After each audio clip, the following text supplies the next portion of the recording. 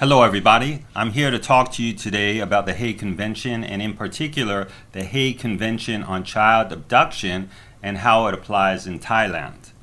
First, some background. The Hague Convention is actually a series of conventions that are international conventions that are named after a very famous city in the Netherlands. But the particular convention or treaty that we're going to talk about today is the Hague Convention on Child Abduction and its Thailand counterpart. This convention was originally established and signatories signed on it way back in 1980. In Thailand, it did not become effective as far as applying it under domestic law until quite some time later, and we'll be talking about that in a little while. Why is this important?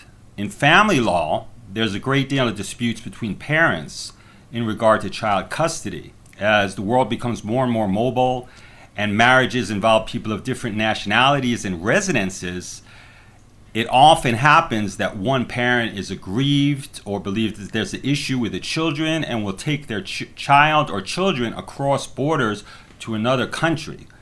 Now, what happened is that in the past, this created a difficult situation because without an international treaty that provided a uniform procedure between nations, it was very awkward, slow, and difficult to enforce a custody order across international boundaries.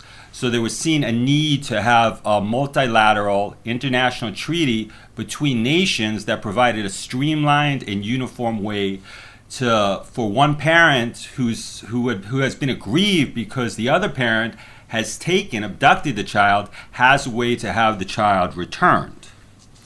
Now, Thailand, again, was one of the original signatories of the Hague Convention, the international treaty, but the Thailand government, the Thailand legislature, did not actually begin to implement this treaty by creating an internal domestic act or statute to effectuate the provisions in the treaty until much later, until 2012, and didn't start enforcing it until 2013.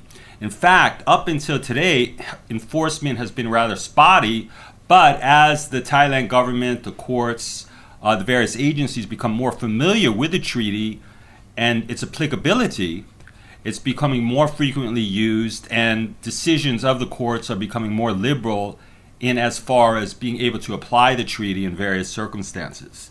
So what is the basic requirements under the treaty?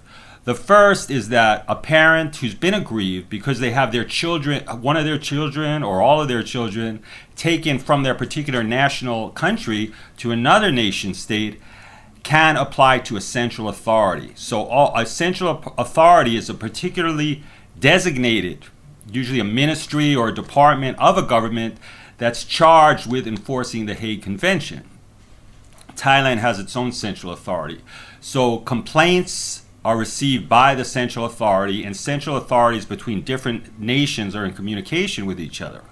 Now, what a parent has to do is they have to show to the central authority that their child was taken without their authorization and that they're requesting its return to their home nation, and in particular that their home nation is the habitual residence of that child.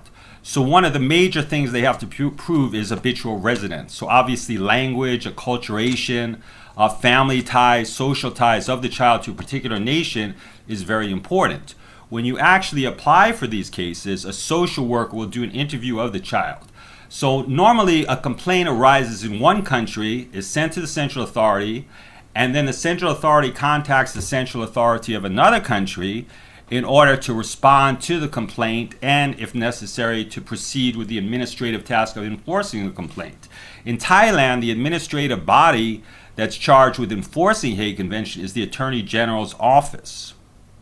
Nevertheless, sometimes the Attorney General's office or other agencies that are involved with or charged with the task of enforcing the Hague Convention, for one reason or another, don't follow through.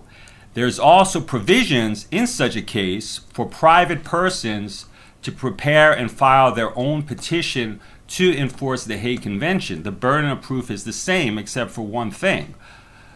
they only have 1 year from the date of the abduction and the taking out of the child from the country in order to follow through. So there's a 1 year time limit for private individuals to move or to enforce the provisions of the treaty. If the Attorney General does not accept the case, obviously it's better if the Attorney General files the case, because there are government agencies, and what it means is that the proof, the evidence involved, and the seriousness of the offense is high enough that the Attorney General deems that it's suitable to get involved. So that's one advantage of the Attorney General. If the Attorney General does not accept the case, it's possible to file for an appeal. Nevertheless, normally you would want to file a private petition with or without an appeal on the Attorney General's decision within 1 year. Always check with your attorney, because individual case facts differ, and different situations would require different remedies and different strategies. Okay, that's all we have for you today. Thank you very much for listening.